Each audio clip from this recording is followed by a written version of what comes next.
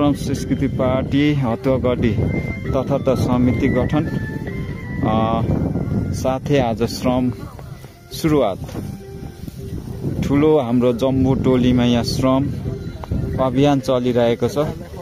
एकैछिनमा पुरै सरसफाइ हैन फाँक भयो।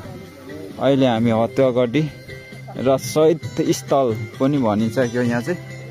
हामी यति ठुलो टिम छौँ आज हैन। यहाँ सब यहाँ युवकै युवक छ। साह्रै खुसी पनि लाग्यो। अनि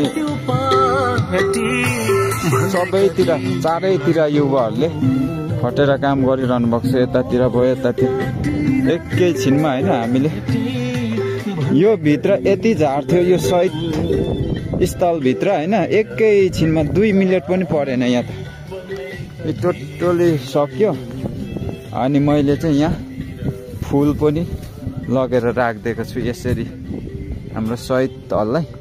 यो चाहिँ 61-62 को आन्दोलनमै होला। मैले ठ्याक्कै यहाँ मितिहरू तोकिदिनु भएको छैन रहेछ नामहरू। अनि सोध्नुको लागि चाहिँ अब यहाँको स्थानीय श्रमदाताहरूलाई सोध्नुपर्ने हुन्छ। उहाँहरू काममा खटिरहनु भएको छ। त्यो भएर डिस्टर्ब चाहिँ नगरौँ। यसरी जाडो चाहिँ एकदम रहेछ। चिसो छ।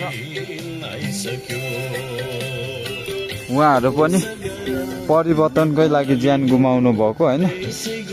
तर अब त्यही हो, नेतृत्व गर्ने जुन मान्छे नै गलत भइसकेपछि हैन यसरी ज्यान मात्रै गुमाएर पनि हुन्न रहेछ भनेर यहाँबाट केही उदाहरणीय पनि छ। यो यहाँबाट केही बुझौँ। अस्ति जेनजी आन्दोलनमा कैयौँ जेनजीहरूले ज्यान गुमाए हैन।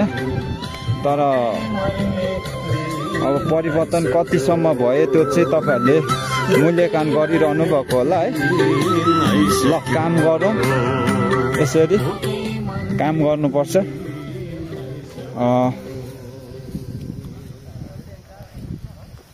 5 मिनेट भएको छैन तर सबै काम सकिसक्यो। अनि युवाहरू जागेपछि यहाँ कसले रोक्दो रहेछ त?